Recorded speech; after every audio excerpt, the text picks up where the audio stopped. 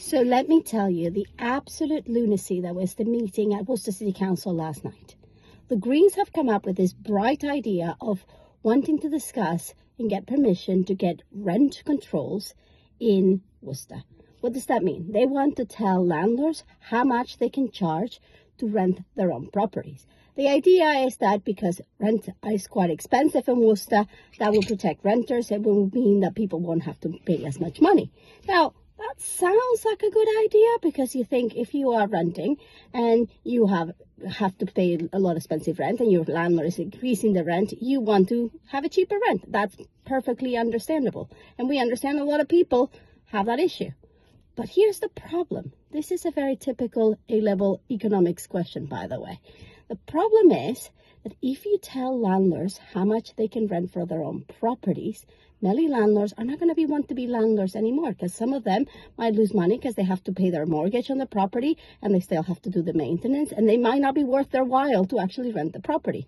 Some landlords might say, well, actually, I'm not going to maintain it. And so then the councils have to pay lots of money trying to get landlords to actually fix problems in the property. So something that actually sounds like a good idea could actually, in the long term, mean that we have less houses to rent, and that the houses that we have to rent are really poor quality.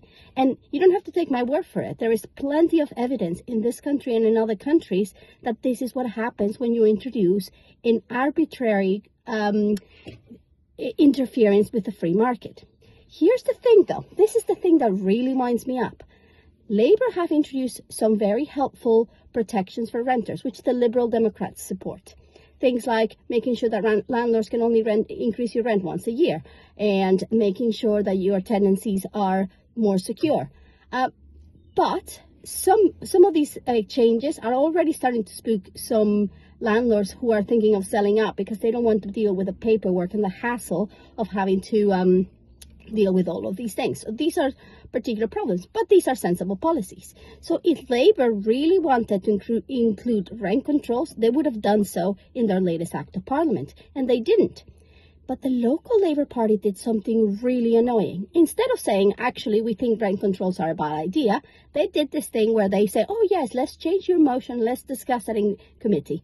And let me tell you, that is just code for, we're going to pass it in committee, we're going to kill it silently, but we are going to sound as if we are actually doing something. And they're doing that to appease this populist idea of the far left of Jeremy Corbyn that they're actually not really willing to entertain. Why not just tell the truth? So here's what I'm going to say to you.